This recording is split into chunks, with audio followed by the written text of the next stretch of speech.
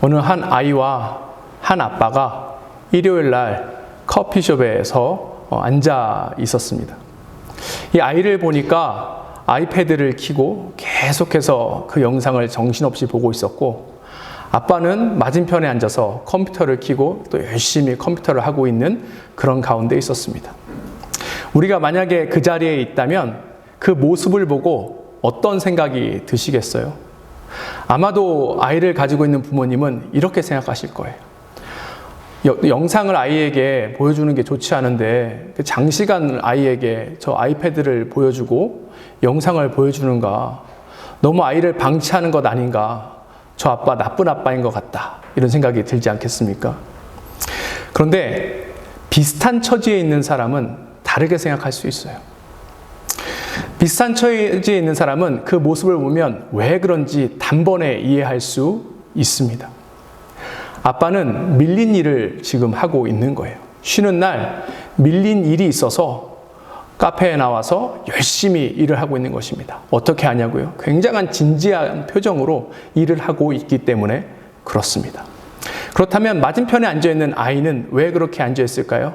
아마도 이 아이를 돌봐줄 사람이 없기 때문에 이 아빠도 그 아이가 장시간 영상을 보는 것이 좋지 않음을 알매도 불구하고 그렇게 하고 있었던 것입니다. 우리는 아는 만큼 보이게 되어 있습니다. 그것을 알고 보면 우리 마음속에 어떤 마음이 들까요? 측은한 마음, 불쌍한 마음이 들게 될 것입니다. 오늘 본문을 보면 예수님을 사랑하는 여인들이 나옵니다. 그리고 예수님께 헌신하는 그런 여인들이 나와요. 1절 함께 보도록 하겠습니다. 안식일이 지남에 막달라 마리아와 야고보의 어머니 마리아와 또 살로메가 가서 예수께 바르기 위하여 향품을 사다 두었다가, 예수님께서 십자가에서 못 박혀 돌아가시고 시간이 얼마 남지 않아서 굉장히 급하게 예수님 장례를 마쳤습니다.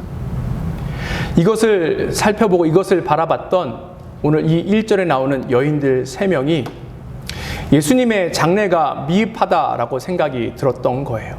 왜냐하면 예수님을 장례할 때에 시신의 향품을 바르지 않았기 때문에 그렇습니다. 그래서 이들이 예수님께 향품을 바르기 위해서 안식일이 끝나고 서둘러서 예수님께 가고 있습니다. 그런데 이들의 발걸음이 그리 가볍지만은 않아요. 왜 그런가 하면 이제는 사랑하는 예수님을 떠나보내야 하기 때문에 그렇습니다. 이들은 아직 예수님께서 부활하신 것을 잘 모르지요. 그러니까 그 마음에 슬픈 마음, 상실한 마음이 가득하게 됩니다. 우리는 아는 만큼 보이게 되어 있어요. 우리가 하나님을 아는 만큼 하나님 안에서 은혜를 깨닫고 은혜를 누릴 수 있습니다. 그리고 그 안에서 믿음이 자라갈 수 있어요. 그렇다면 이 시간 우리가 어떻게 하나님을 알 수 있을지에 대해서 함께 살펴보기를 원합니다. 첫 번째, 하나님을 알기 위해서 우리는 눈을 들어서 하나님을 바라봐야 합니다. 여인들 마음이 굉장히 급했던 것 같아요. 그래서 채비를 빨리빨리 하고 서두르고 있습니다. 2절 보도록 하겠습니다. 안식 후 첫날 매우 일찍이 해 돋을 때에 그 무덤으로 가며.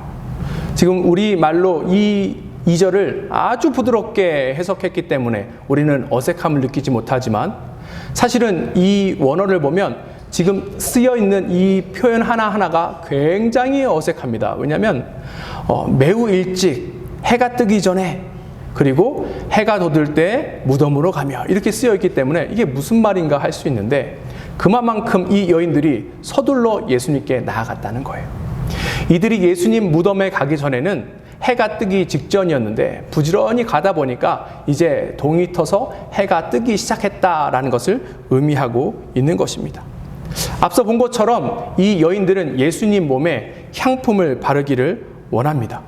그런데 가는 동안에 계속해서 이들 마음이 불편한 거예요. 왜냐하면 이 여인들 안에 염려와 근심이 가득하기 때문에 그렇습니다. 3절 함께 보도록 하겠습니다. 서로 말하되 누가 우리를 위하여 무덤 문에서 돌을 굴려주리요 하더니. 지금 3절이 우리에게 주는 정보가 하나 있어요. 무엇인가 하면 이 여인들이 자기 집에서 출발해서 예수님의 무덤에 가는 동안에 계속해서 서로에게 하고 있는 이야기입니다. 예수님이 그 동굴을 판 무덤에 예수님의 시신이 놓여 있고 그 앞에 돌로 그 무덤 문을 닫았다라는 것을 우리가 알고 있죠. 근데 이 돌을 열어야 여인들이 그 안에 들어가서 예수님 몸에 향품을 바를 텐데 이 돌이 2톤 가까이 됩니다. 2톤 가까이 되는 돌을 이 3명의 여인이 밀고 이 3명의 여인이 움직일 수 없기 때문에 가는 동안 계속해서 이 일을 서로 이야기하면서 염려하고 근심하고 있는 거예요.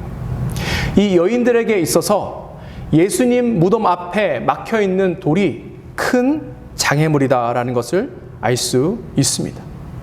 이들의 근심, 이들의 문제는 누군가가 극적으로 도와주지 않으면 해결되지 않는 그러한 문제예요. 그렇죠? 엄청난 큰 무거운 돌이 그 앞에 있기 때문에 그렇습니다.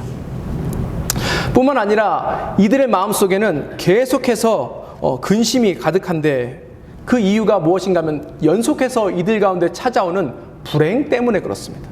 첫 번째는 사랑하는 예수님이 돌아가셨어요. 그리고 두 번째는 그 돌아가신 예수님의 장례가 굉장히 미흡해서 마음이 편하지 않습니다. 그리고 마지막으로 무덤에 가려고 해도 그 무덤 앞에 있는 돌이 움직이지 않기 때문에 그런 것들이 이 여인들로 하여금 계속해서 힘들고 어렵게 만들고 있습니다. 사람들은 그들 인생 가운데 불행이 찾아오면 보통 한국 사람들은 이렇게 이야기합니다. 액땜했다고 생각해. 이렇게 이야기합니다. 액땜이 뭐예요? 그 생각 안에는 이러한 마음이 있는 거예요. 사람들이 평생 살면서 겪을 불행의 총량이 있다고 믿는 것입니다. 그래서 미리 불행을 겪으면 나중에 겪을 불행을 겪지 않아도 될지도 모르지 않을까라고 생각해서 사람들이 그렇게 이야기하고 격려하는 것이죠. 액땜했다라고 생각해. 그런데 그 말이 맞을까요? 혹은 어떤 사람들은 이런 이야기를 합니다. 고생 끝에 낙이 오니까 조금만 더 참고 인내하고 기다려. 이렇게 이야기합니다. 근데 뭐 그럴 수도 있지만 사실은 이게 우리가 가지고 있는 문제라든지 어려움을 해결해 줄 수 있는 것은 아닙니다. 세상에서 그래서 우리가 위로받을 수 있는 게 없는 거예요. 세상 사람들이 우리를 위로할 수 없는 이유가 바로 여기에 있는 것입니다. 겨우 사람들이 생각해낸 것이 어려움을 이겨낼 수 있는 게 기껏해야 액땜했다라고 생각해. 조금 있으면 좋은 날이 올 거야. 이게 전부라는 사실입니다. 근데 이 여인들의 문제가 사실은 의외로 너무나도 간단하게 해결됩니다. 어떻게 해결했을까요? 이 여인들이 눈을 들었습니다. 눈을 들자마자 이 모든 문제가 해결되는 거예요. 4절 보도록 하겠습니다. 눈을 들어본즉 벌써 돌이 굴려져 있는데 그 돌이 심히 크더라. 여기 보면 눈을 들어보다라고 이야기하고 있는데 눈을 들어보다라는 것은 동사 2개가 섞여 있는 것입니다. 첫 번째는 눈을 드는 거예요. 그리고 나서 보는 것입니다. 여기 눈을 들다라는 단어는 들다라는 전치사와 보다라는 단어가 합하여진 그런 단어인데 이 들다라는 단어가 또 다시라는 단어로도 쓰여요. 그런 뜻으로도 쓰여요. 그래서 눈을 들다라고 해석할 수도 있지만 시력이 회복되다라고도 해석할 수 있습니다. 예수님께서 눈먼 사람을 고치시죠. 그때 눈먼 사람의 눈이 회복됐다, 시력이 회복됐다라고 이야기하는데 그때 쓰인 단어랑 이 단어랑 같은 단어입니다. 즉 이 말은 무슨 말인가 하면 근심에 쌓여있던 여인들이 눈을 들어서 바라보자 시력이 회복됐다는 거예요. 이 시력은 무엇을 얘기하는가 하면 영적인 시력이 회복되었다는 것을 의미하는 것입니다. 영적인 시력이 회복되어서 무덤을 보니까 어떻게 되어 있대요? 돌이 이미 굴려져 있었다라고 이야기하고 있습니다. 이 여인들이 출발하기 이미 이전부터 아니면 이 여인들이 예수님의 무덤에 오고 있는 그 순간에 이미 돌은 굴려져 있었다는 거예요.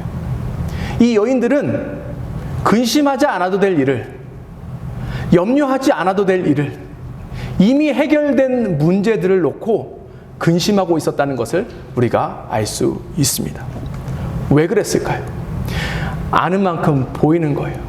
이 여인들은 영적으로 아직 회복되지 않은 것입니다. 영적인 눈이 열리지 않은 거예요. 그래서 염려와 근심이 가득 차게 된 이유가 바로 여기에 있는 것입니다.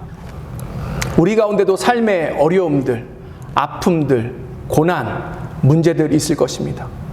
어떤 문제는 우리 스스로 해결할 수 없는 문제가 있을 거예요. 누군가 도와주지 않으면, 큰 기적이 일어나지 않으면 해결되지 않는 문제가 있을 수 있습니다. 그러면 그럴 때 우리는 무엇을 해야 할까요? 오늘 여인들과 같이 눈을 들어 하나님을 바라보는 거예요. 이 모든 약속이 우리에게 주어져 있습니다. 시편 42편 5절 함께 보도록 하겠습니다. 내 영혼아 내가 어찌하여 낙심하며 어찌하여 내 속에서 불안해하는가. 너는 하나님께 소망을 두라. 그가 나타나 도우심으로 말미암아 내가 여전히 찬송하리로다. 염려가 있을 때 뭐 해야 됩니까? 하나님을 바라보는 거예요. 근심이 있을 때 무엇을 합니까? 하나님을 바라보는 거예요. 꽉 막힌 문제가 우리 앞에 있을 때 무엇을 해야 돼요? 하나님을 바라보며 나아가는 것입니다.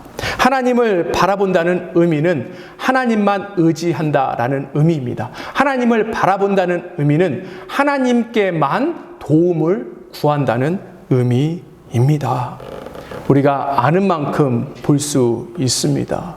우리가 하나님께 나아갈 때에 하나님께서 우리에게 주시는 약속들을 누릴 수 있고, 우리가 하나님의 도우심을 구하며 나아갈 때에 하나님께서 우리 인생을 구원하여 주셔서 얼마나 풍성한 것들을 우리에게 예비해 두셨는지를 알 수 있습니다. 하나님께 나아가는 우리가 됐으면 좋겠습니다. 두 번째, 하나님을 알기 위해서 우리는 하나님의 말씀을 잘 들어야 합니다. 왜 하나님께서 돌을 굴려주셨을까요? 이 부분도 사실은 믿음으로 해석해야 되고 영적으로 해석해야 알 수 있습니다. 그냥 너무 흔히 우리가 쉽게 생각하는 것은 이런 것들이에요. 하나님께서 돌을 굴려주신 이유는 여인들을 극진히 사랑하셔서 돌을 굴려주셨다라고 우리가 생각하고 해석할 수 있습니다.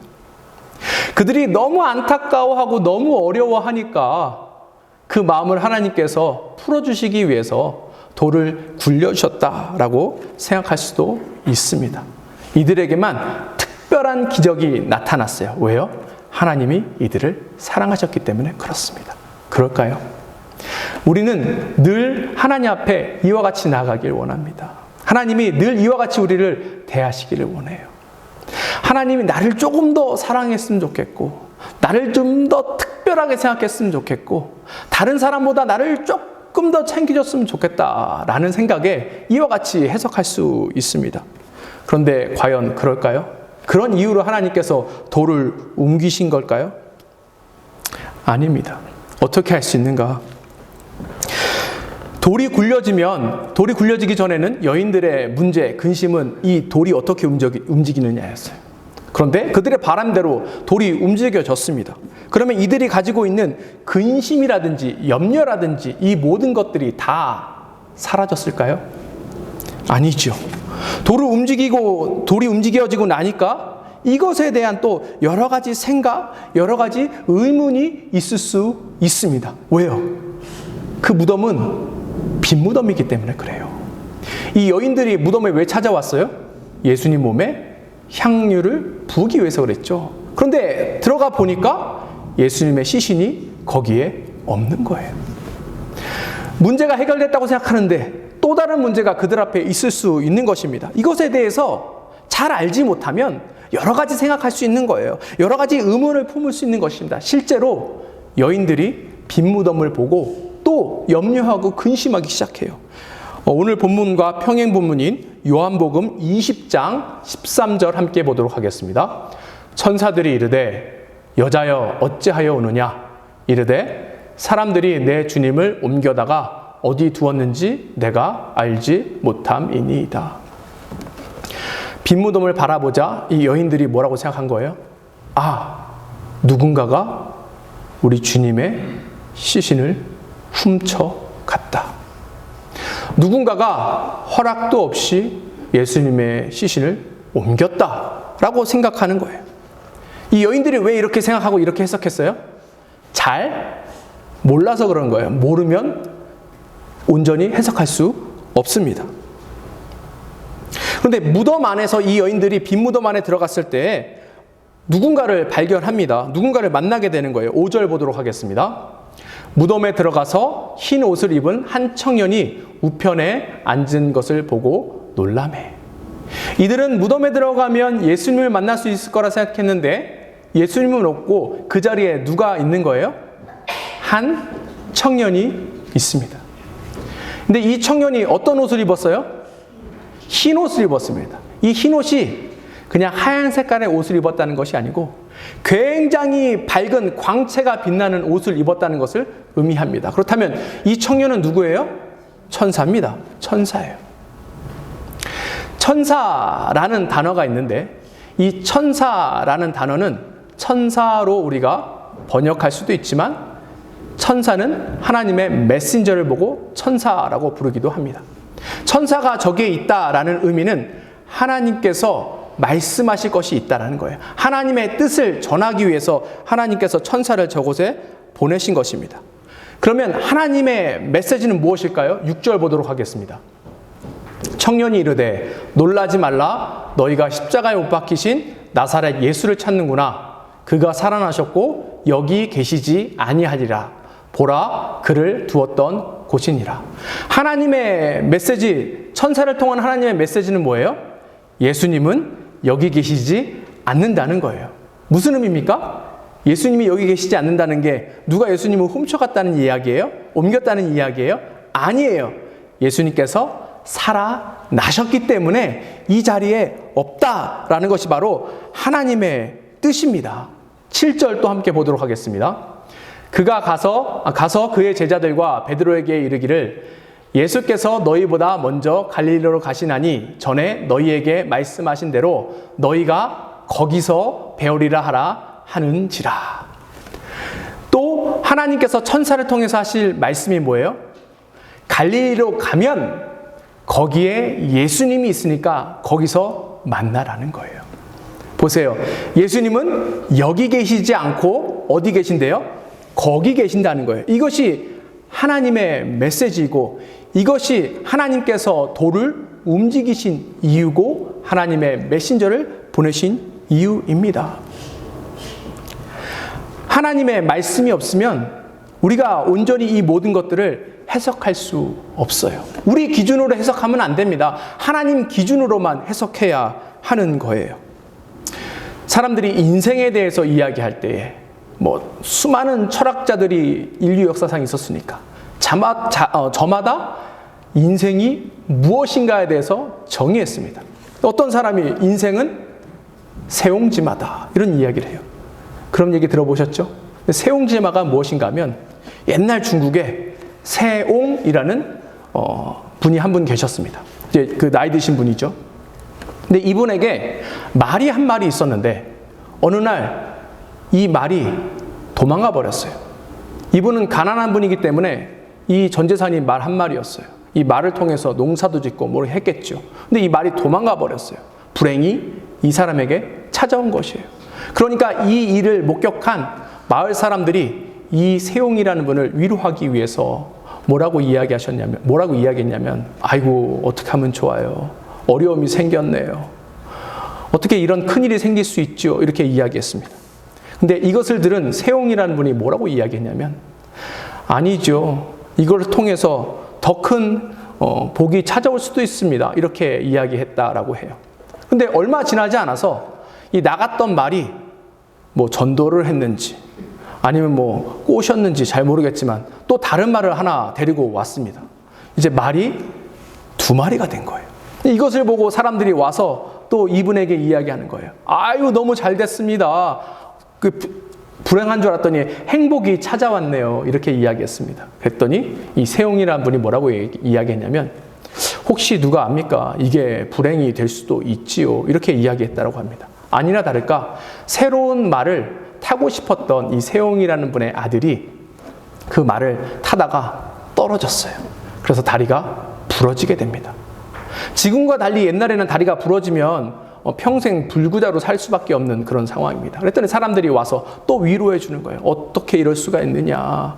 아이고, 안 됐다. 이렇게 하니까 이 세옹이라는 분이 뭐라고 이야기했냐면, 이게 복이 될지 누가 압니까? 이렇게 이야기했다라고 해요. 그런데 얼마 지나지 않아서 전쟁이 일어나게 됐고, 그 마을에 있는 청년들이 다 전쟁터에 끌려가게 됐는데, 이 세옹이라는 분의 아들은 다리를 다쳤기 때문에 전쟁터에 끌려가지 않았다라고 합니다. 이것이 우리가 말하는 세옹지마예요. 세상은 우리에게 생긴 그 어려움들, 우리에게 생긴 그 일들을 잘 해석할 수 없습니다. 잘 판단할 수 없어요. 사람들도 그렇습니다. 그러니 문제가 생기고 어려움이 생겼을 때에 우리가 다른 사람을 통해서 위로받는 것은 어려운 일이에요. 세상을 통해서 격려받기도 굉장히 힘든 것입니다. 왜요? 모두가 아는 만큼만 보이기 때문에 그렇습니다. 그렇다면 우리의 삶이 흔들리고 어려울 때에 우리가 어디로 나가야 되느냐? 바로 하나님께로 나아가야 하는 거예요. 하나님의 말씀이 우리 삶의 기준이 되어야 합니다. 그래서 그 말씀을 통하여서 우리 삶 가운데 찾아온 일들을 해석할 수 있어야 해요. 그러면 많은 사람들이 우리 가운데 찾아온 일들이 어려움이라고 생각했을 때에 하나님 말씀에 비춰서 아니다, 이것은 복이다 라고 생각하고 그 하나님의 말씀을 끝까지 우리가 붙잡고 나아가 승리할 수 있는 것이고, 많은 사람들이 생각했을 때 우리에게 행운이 찾아왔다라고 생각이 드는 그 사건이 하나님 말씀으로 비춰봤을 때는 이것이 아니다라고 생각하면 거기서 떠날 수 있는 것입니다. 이것이 우리에게 복이고 이것이 우리 삶의 기쁨이 된다는 사실을 우리가 기억하며 나아갔으면 좋겠어요. 오늘 본문에 나온 여인들은 지금 잘못된 곳에서, 엉뚱한 곳에서 예수님을 찾고 있습니다. 그래서 이들이 어려움을 겪고 있는 거예요. 왜 그런가 하면 예수님께서 돌아가시고 사흘 후에 부활하신다는 얘기를 계속해서 하셨는데 그 약속, 그 말씀을 이 여인들은 잊어버렸기 때문에 그렇습니다. 우리가 아는 만큼만 보이는 거예요. 그래서 우리가 더욱더 하나님 알기 위해서 하나님 말씀 가운데 나아가야 합니다. 호세아서 6장 3절 보도록 하겠습니다.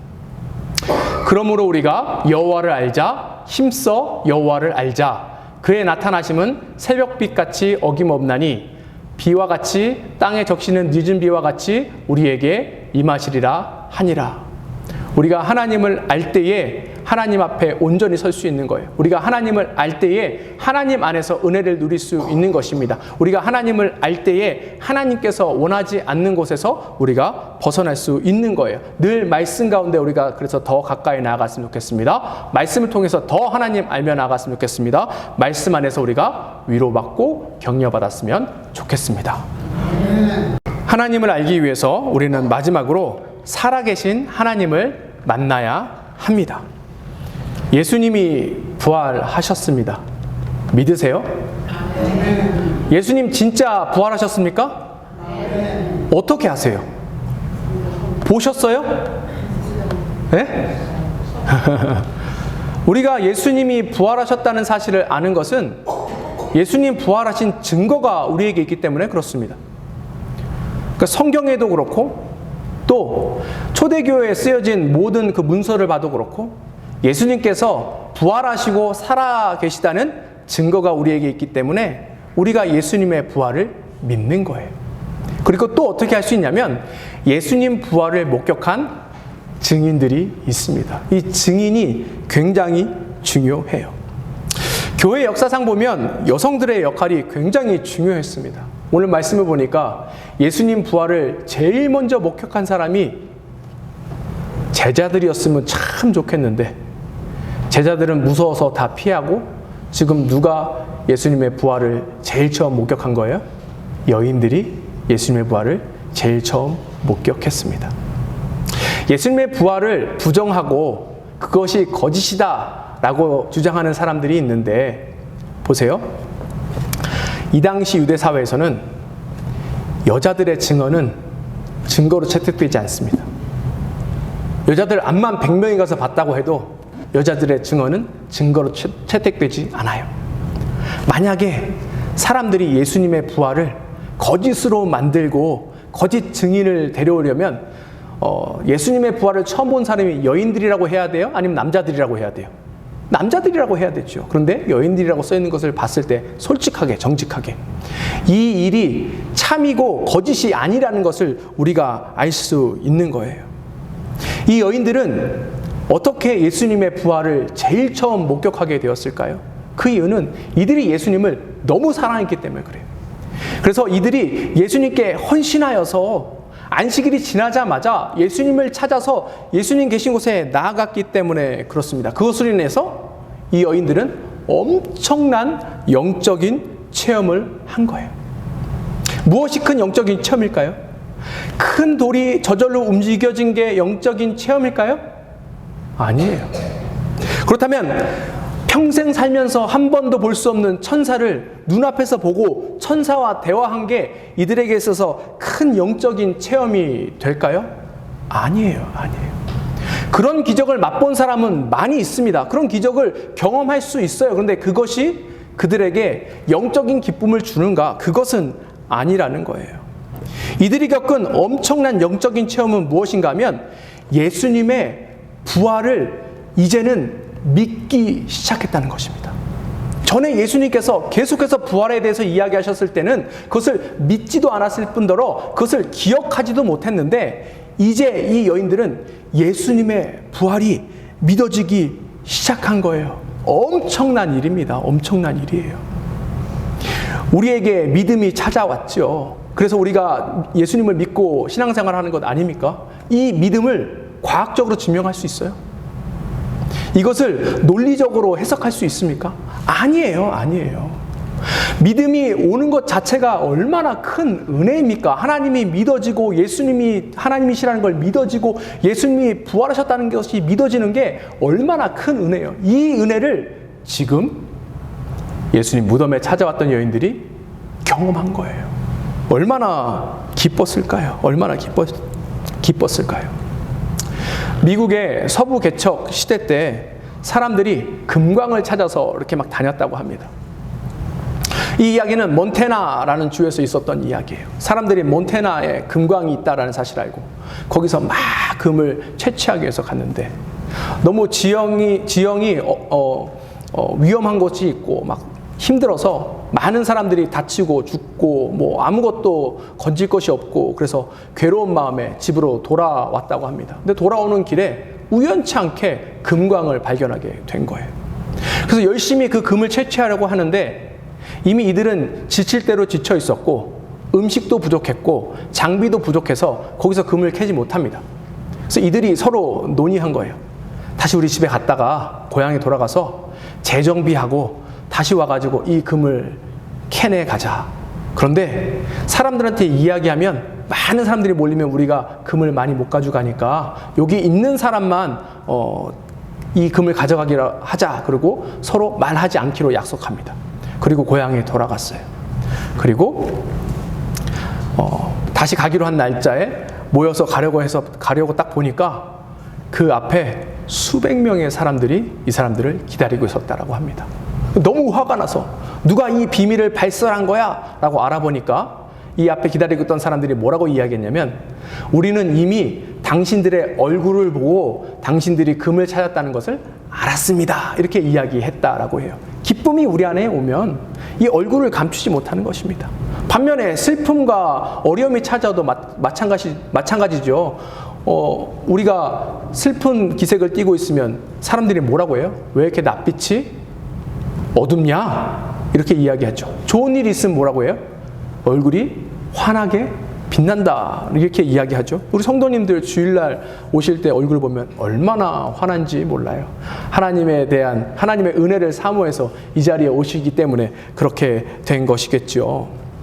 성경에 보면 하나님을 만난 사람들의 얼굴이 아주 환하게 광채처럼 빛납니다. 그 중에 한 명이 누군가 하면 바로 모세예요. 출애굽기 34장 30절 보도록 하겠습니다. 아론과 온 이스라엘 자손이 모세를 볼 때에 모세의 얼굴 피부에 광채가 남을 보고 그에게 가까이 하기를 두려워하더니, 얼굴에 광채가 났대요. 근데 얼마나 환하게 광채가 나고 얼마나 하나님의 영광이 그 가운데 있으면 그 모세의 얼굴을 보는 것이 사람들의 두렵다라고 할 정도가 된 거예요. 우리는 아는 만큼 볼 수 있습니다.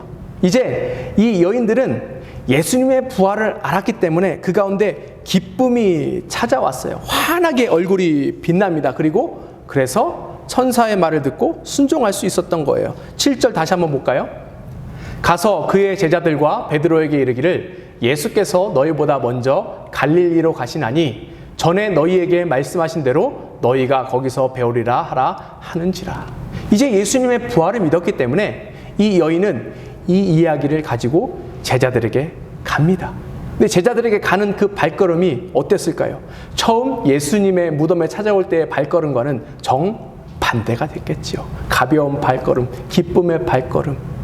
기쁜 소식, 복된 소식을 전할 때 그것을 듣고 함께 기뻐할 제자들을 상상하면서 얼마나 기쁘게 그 길을 갔겠습니까? 그의 반면에 제자들은 어떨까요? 10절 보도록 하겠습니다. 마리아가 가서 예수와 함께 하던 사람들이 슬퍼하고 울고 있는 중에 이 일을 알리매. 제자들은 지금 뭐 하고 있대요? 슬퍼하고 울고 있습니다. 같은 이슈를 가지고 있는데 한 사람은 기쁨이 가득해요. 그런데 또 다른 무리들은 슬픔이 가득합니다. 왜요? 아직 제자들은 예수님이 부활하셨다는 사실을 모르는 거예요. 그리고 믿지 못하기 때문에 그렇습니다. 마리아의 얼굴빛은 굉장히 밝고 환했을 거예요. 그렇다면 제자들의 얼굴빛은 어땠을까요? 어두웠겠죠. 슬픔이, 근심이, 수심이 가득했겠지요. 잠언 9장 10절 보도록 하겠습니다. 여호와를 경외하는 것이 지혜의 근본이요 거룩하신 자를 아는 것이 명철이니라. 우리가 하나님을 아는 것이 명철이다라고 이야기하는 거예요. 이 의미는 무엇인가 하면 하나님을 알 때에 우리 가운데 우리 얼굴빛에 광채가 돈다는 의미입니다. 우리가 하나님을 알아갈 때에 우리 얼굴에 있던 사나움들이 사라진다라는 의미를 가지고 있어요. 왜요? 우리는 빛이 아니지만 하나님이 빛이시기 때문에 그렇습니다. 광채이신 하나님의 빛이 우리에게 비춰질 때에 그 빛이 우리에게 오기 때문에 그래요. 하나님은 늘 빛으로 우리에게 다가오시기를 원하십니다. 민수기 6장 25절, 26절 보겠습니다. 여호와는 그의 얼굴을 내게 비추사 은혜 베푸시기를 원하며 여호와는 그의 얼굴을 내게로 향하여 드사 평강 주시기를 원하노라 할지니라 하라. 우리가 하나님의 영광을 맛볼 때에 우리 인생이 변화되는 거예요. 우리가 하나님의 은혜를 맛볼 때에 우리 삶 가운데 기쁨이 넘치게 되는 것입니다. 이것이 하나님을 만나는 거예요. 이것이 하나님을 경험하는 것입니다. 사랑하는 성도 여러분, 얼마나 자주 하나님의 은혜를 우리는 맛보고 있습니까? 우리가 얼마나 자주 하나님을 경험하고 있습니까? 이것이 우리 인생에 있어서 굉장히 중요해요. 왜요? 하나님의 은혜 없이는 우리가 살아갈 수 없기 때문에 그렇습니다. 말씀을 마무리하려고 합니다. 영국의 철학자 프랜시스 베이컨이라는 분이 있는데 이분이 우리가 아주 잘 아는 말씀하셨어요. 뭐라고 이야기했냐면 아는 것이 힘이다. 이런 이야기를 하셨습니다. 그것이 우리가 지식이 많으면 우리가 기득권을 얻는다는 의미가 아니고 지식이 많으면 우리의 삶에 유익하다라는 것을 이야기하고 있는 거예요. 우리가 하나님을 믿는 하나님의 백성들인데 그런 하나님의 백성이 하나님이 어떤 분인지 모르면 우리가 은혜의 길, 복된 길로 나아가기 어렵지요. 계속 우리 삶 가운데 실수가 있을 수밖에 없을 것입니다. 앞에 호세아서를 잠깐 읽었는데 호세아 당시에 이스라엘은 하나님을 잘 몰랐어요. 몰라도 너무 몰랐습니다. 이들이 그래서 엉뚱하게 예배를 드리고 엉뚱하게 하나님을 섬기고 스스로 자기의 행위에 만족했습니다. 그런데 이것이 헛된 꿈이고 헛된 소망이었어요. 왜요? 하나님께서 그것을 안 받으셨어요. 결국은 이스라엘은 망하게 되었습니다. 우리가 이 자리에 하나님을 사모해서 나왔습니다. 하나님을 만나기 위해서 나왔습니다. 하나님을 예배드리기 위해서 나왔어요. 하나님 앞에 예배드릴 때에 하나님을 기쁘게 하는 것이 무엇보다 중요합니다. 우리 인생을 통하여서 하나님을 기쁘시게 하는 것이 무엇보다 중요해요. 사도 바울은 에베소서 5장 10절을 통해서 너희는 하나님을 기쁘시게 할 것이 무엇인지 시험해보라 라고 이야기했습니다. 우리가 아는 만큼 보이는 거예요. 아는 만큼 하나님 앞에 나아갈 수 있습니다. 아는 만큼 하나님의 은혜를 누릴 수 있어요.